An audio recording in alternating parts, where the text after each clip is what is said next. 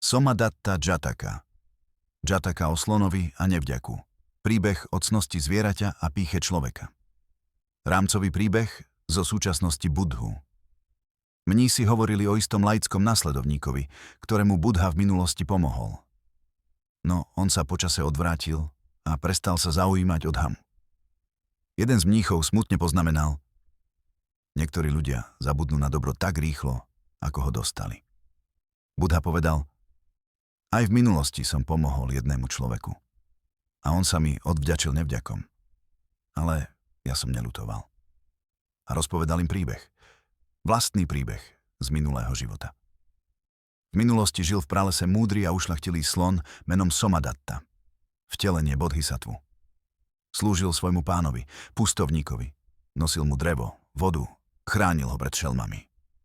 Každý deň sa pokojne vracal do hory a vrátil sa späť, len čo ho pustovník zavolal.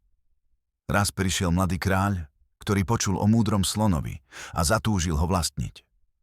Povedal pustovníkovi: daruj mi to zviera, dám ti zlato, drahokami jedlo. Pustovník povedal: nie, Somadatta je ako môj syn, bez neho neprežijem. Kráľ poslal v noci vojakov, ktorí slona uniesli silou. Slon sa bránil, ale nikoho nezranil.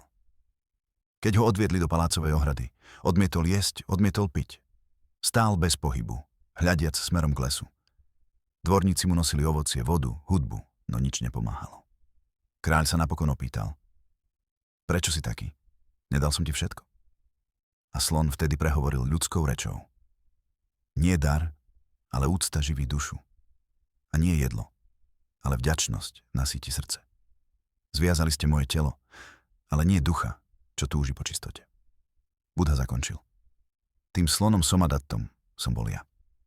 A ten kráľ, ktorý sa vtedy spamätal a slona prepustil, je dnes jeden z mojich laikov, teraz už verný a pokorný. Poučenie.